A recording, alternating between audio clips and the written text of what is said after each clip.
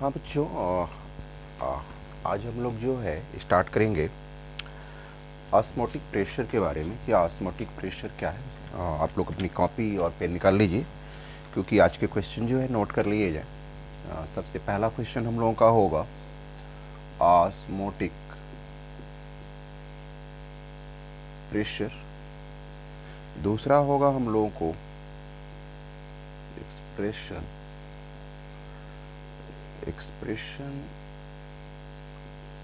of the osmotic pressure,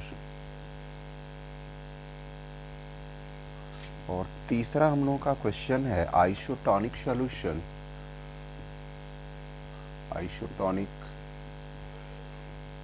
solution. चौथा हम लोगों का क्वेश्चन होगा हाइपरटोनिक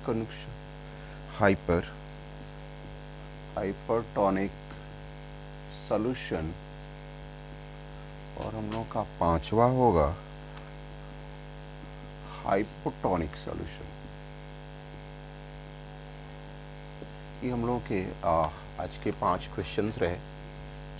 नोट कर लीजिए ताकि आपको बाद में कोई प्रॉब्लम ना हो। ठीक है बच्चों, इसको हम मिटाते हैं। तो आज का जो हम लोग का क्वेश्चन था ऑस्मोटिक प्रेशर पहला।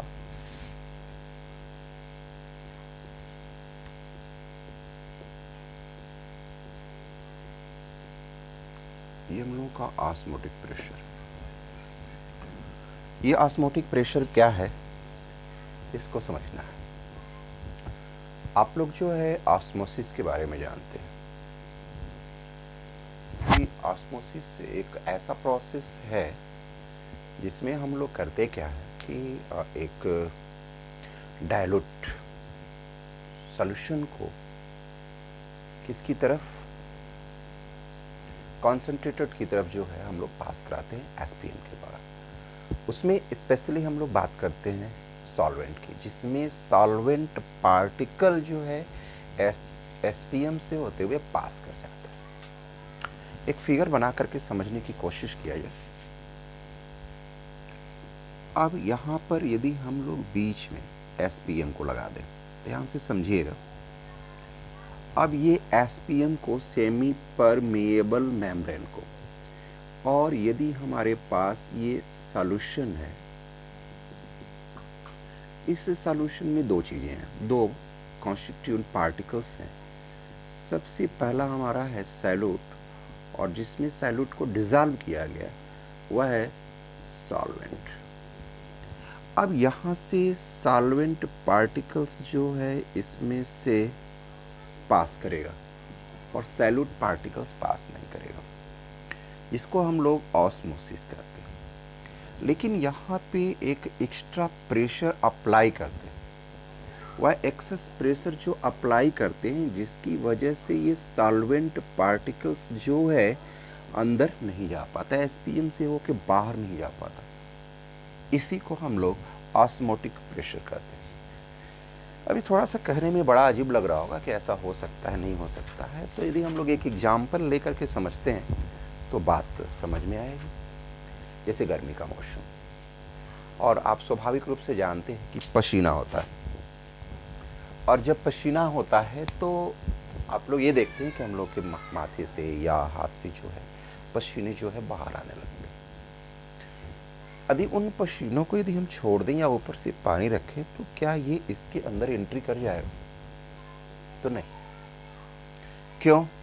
क्योंकि अंदर से एक प्रेशर जो है वर्क कर रहा है, जिसकी वजह से हम लोग की बॉडी के अंदर जो है वो सारी चीज़ें एंट्री नहीं कर जाए। इसी को हम लोग ऑस्मोटिक प्रेशर कहते हैं। क्लियर हो गया बच्चों?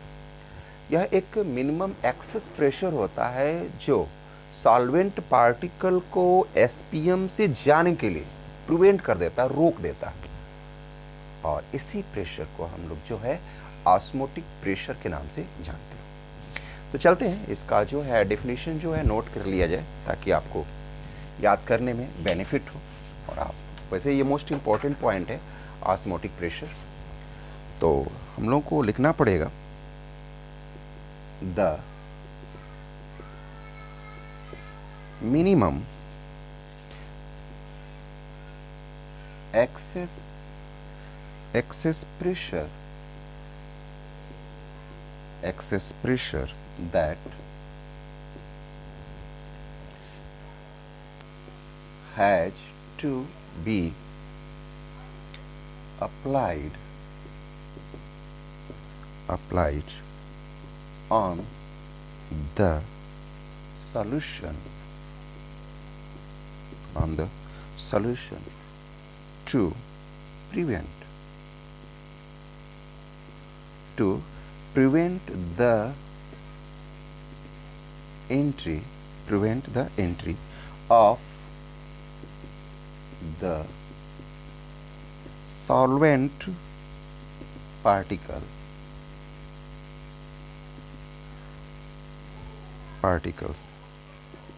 into the solution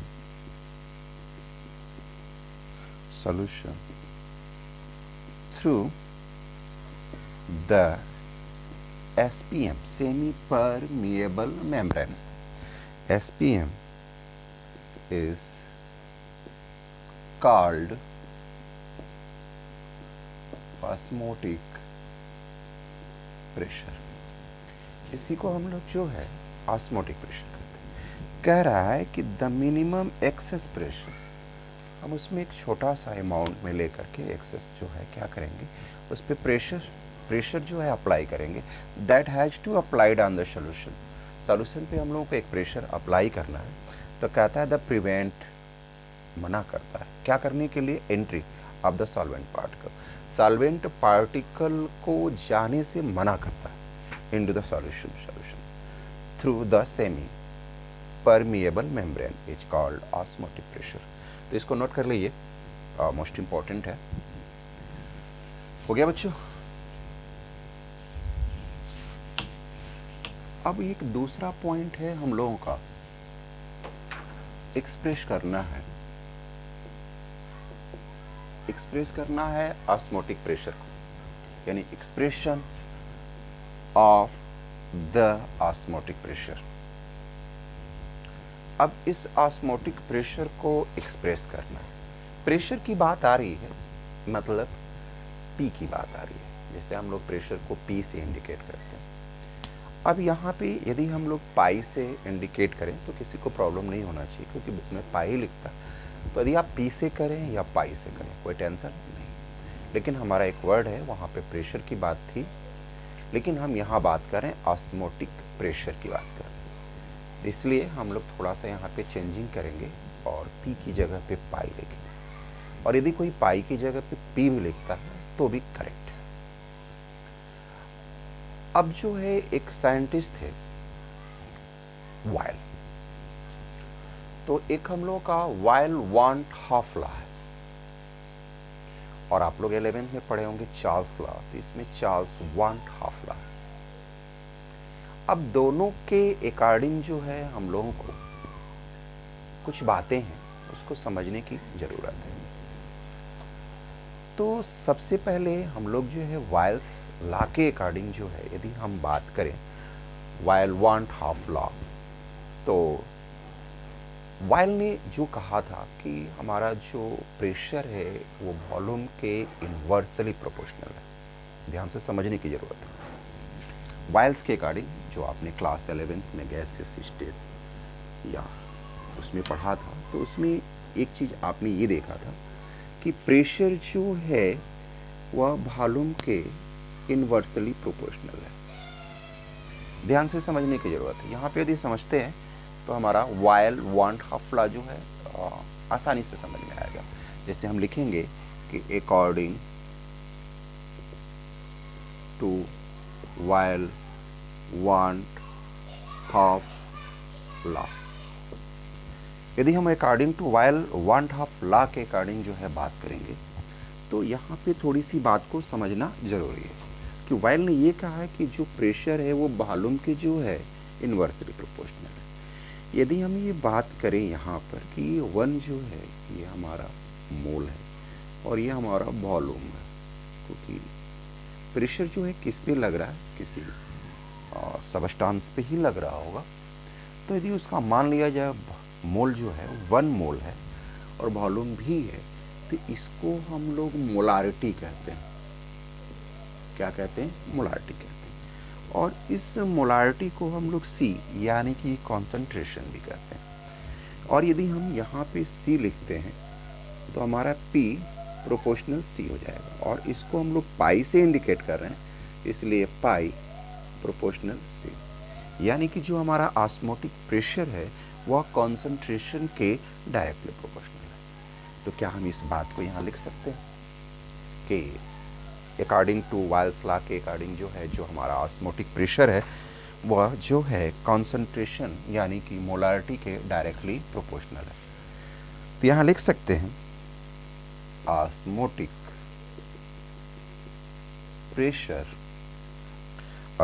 pressure is the directly proportional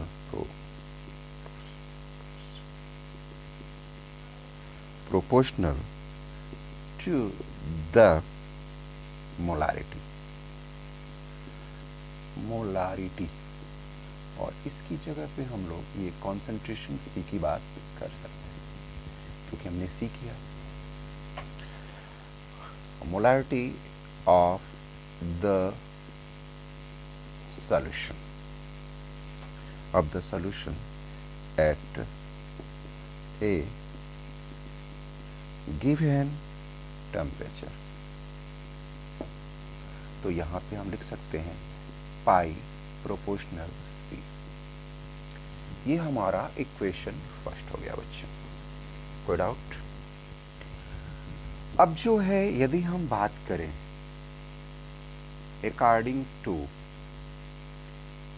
Charles के अकॉर्डिंग, तो चार्ल्स के अकॉर्डिंग जो है हम बात करेंगे तो प्रेशर जो है जितना बढ़ता है टेम्परेचर भी उतना बढ़ता है। यानी हम यहाँ पे एब्सोल्यूट टेम्परेचर की बात कर रहे हैं। एब्सोल्यूट टेम्परेचर मतलब इसे हम केल्विन में कन्वर्ट करके, जैसे मान लिया जाए कि 0 डिग्री सेंटीग्रेड है, तो आपको 273 जो है इसमें ऐड करेंगे तो ये जो है हमारा केल्विन में कन्वर्ट हो जाता है। तो इस P की जगह पे हम पाई यूज कर लें, और पाई प्रोपोर्शनल एब्सोल्यूट टेम्परेचर।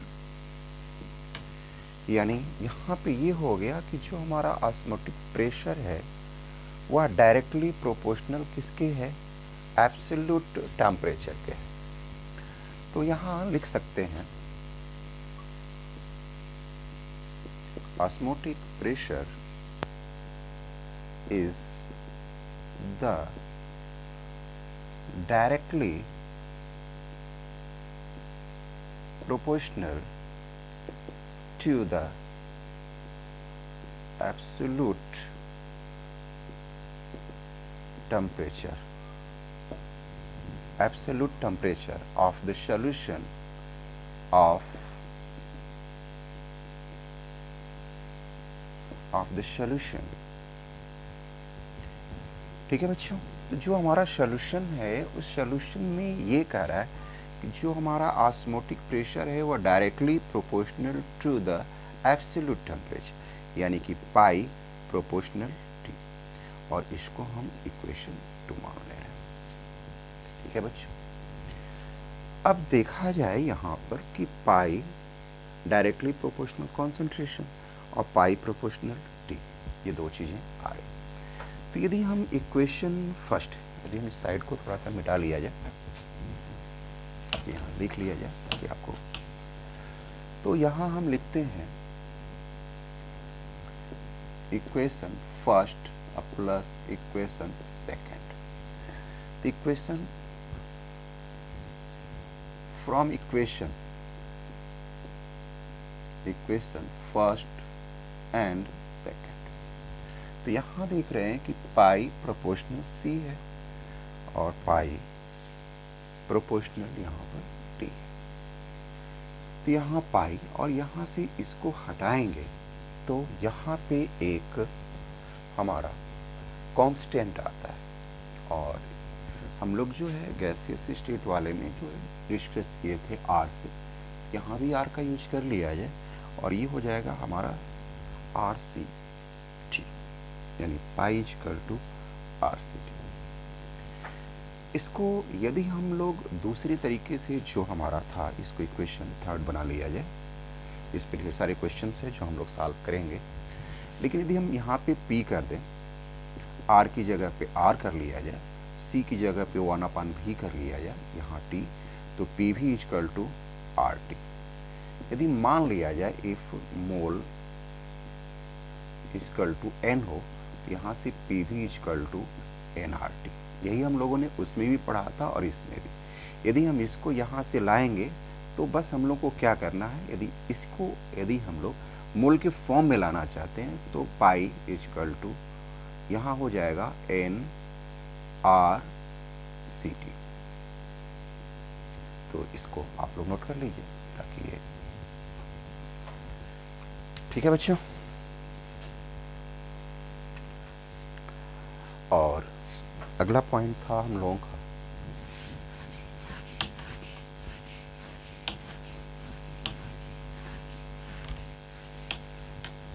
अगला पॉइंट है हम लोगों का आइसोटोनिक सॉल्यूशन।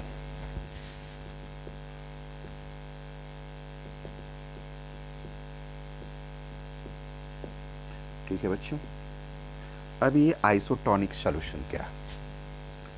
जैसे मान लिया जाए कि एक कंटेनर लिया जाए,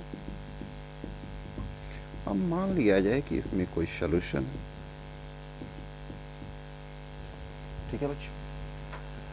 अब मान लिया जाए कि जो हमारा सॉल्यूशन है वह उसका प्रेशर जो है osmotic pressure, osmotic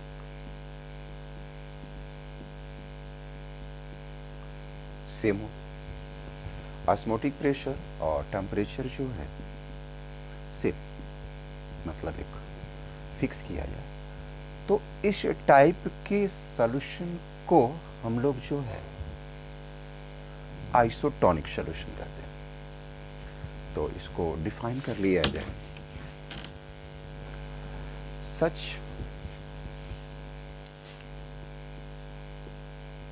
such a solution which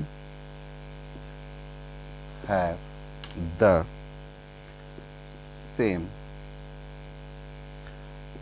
osmotic pressure and same osmotic pressure at the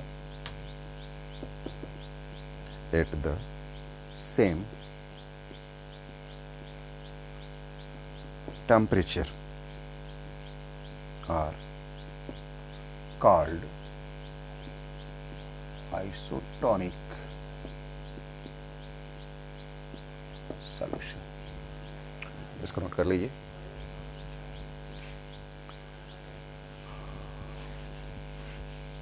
अब जो है हमारा तीसरा था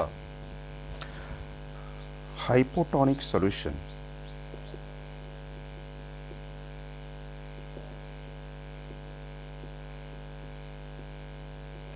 और एक था हाइपोटोनिक सॉल्यूशन। ये दो पॉइंट्स हैं। तो हाइपरटोनिक सॉल्यूशन और हाइपोटोनिक सॉल्यूशन क्या है, इसके बारे में हम लोगों को डिस्कस करना है। करना क्या है बच्चों, यदि मान लिया जाए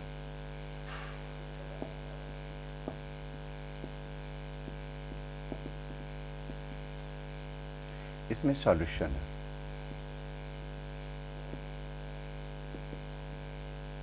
एक पहला सॉल्यूशन,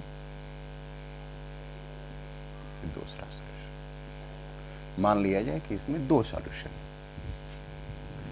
अब इन दोनों सॉल्यूशनों में किसका जो प्रेशर कम है, किसका प्रेशर ज़्यादा है, दो सॉल्यूशन है। अब इस सॉल्यूशन में किसका ऑस्मोटिक प्रेशर जो है ज़्यादा है और किसका कम है, ये इसी के ऊपर डिपेंड करता है। यदि किसी का उसमें सॉल्यूशन का ऑस्मोटिक प्रेशर ज़्यादा है तो इसे हाइपोटोनिक सॉल्यूशन कहेंगे, और जिसका कम है उसको हाइपोटोनिक सॉल्यूशन समझने की ज़रूरत है। जिसका मोर है वो हाइपर है और जिसका कम है वो हाइपो है। क्लियर हुआ बच्चों? तो इसको नोट कर लीजिए, फिर से सुन लिया जाए। मान लिया जाए हमारे पास इसमें दो सॉल्यूशन, मान लिया जाए कि सॉल्यूशन फर्स्ट का जो है प्रेशर जो है ज़्यादा, ऑस्मोटिक प्रेशर ज़्यादा, तो इसको हम लोग हाइपोटोनिक सॉल्यूशन करें, और यदि इसका कम है तो इसको हाइपोटोनिक सॉल्यूशन करें। तो इसका डिफिनीशन जो है नोट कर लिया जाए। The two solution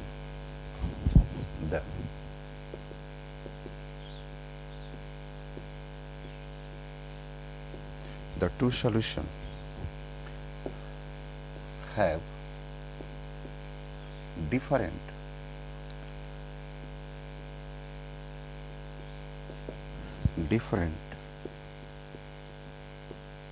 osmotic pressure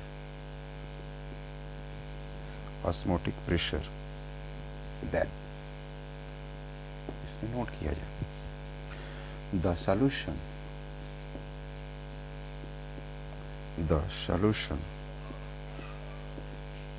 which a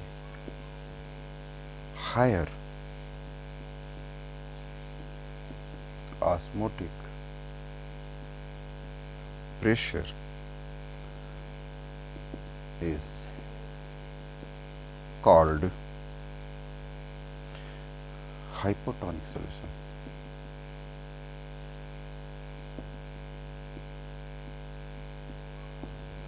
और यदि हम लोग, ये पहला स्टेटमेंट हो गया, यदि दूसरी की बात किया जाए तो the solution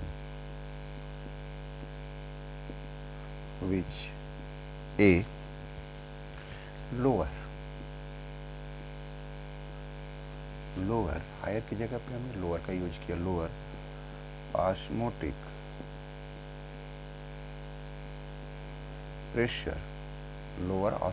pressure is called hypotonic solution. तो ये हमारे जो है ये पहले का और ये हमारा दूसरे का। Osmotic pressure is called hypotonic solution. तो ये हमारा जो है दो डिफिनीशन हुआ, ये हाइपोटोनिक का, ये हाइपोटोनिक का। तो आज के ये 5 क्वेश्चंस बच्चों, और आज इतना ही। थैंक यू बच्चों।